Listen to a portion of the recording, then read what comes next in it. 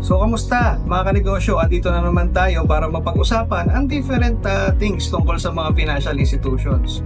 So, nung nakaraan, ang pinag-usapan natin ay tinatawag na 5 C's of credit, in which kung paano dinedetermine ng mga financial institutions kung ang isang kliyente ba o isang individual ay karapat-dapat na pautangin ng kaukulang halaga para sa kanilang pangangailangan.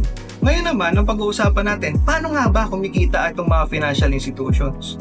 So, kumikita po ang mga financial institutions sa pamamagitan ng pagpatong ng charges sa kanilang mga serbisyo or processing fee sa kanilang mga binibigay na loan amount or loan products.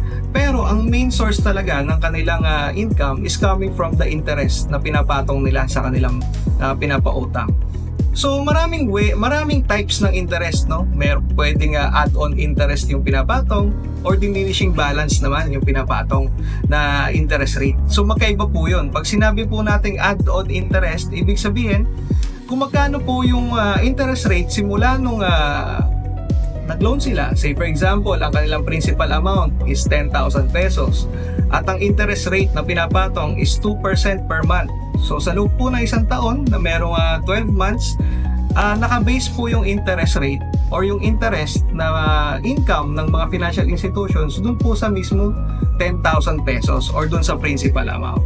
So yun po yung tinatawag na add-on interest method. So pag sinabi naman natin pong diminishing balance method na ginagamit, naka-base naman po yung pagpatong ng interest na 2% dun sa outstanding balance nung loan ng isang individual.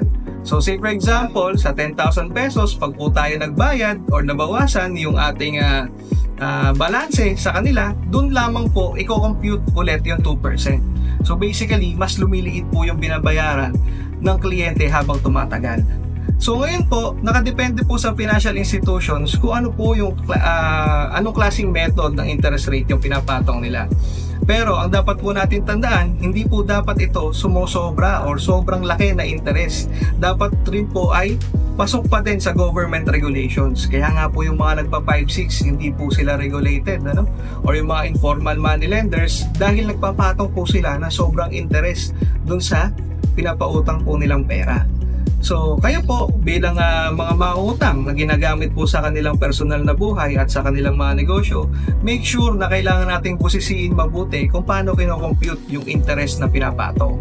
Para po, at the end of the day, mabayaran po natin ito ng maayos at makautang po tayo ulit para sa ating mga negosyo at pangangailangan. So, yun lamang po. Maraming salamat.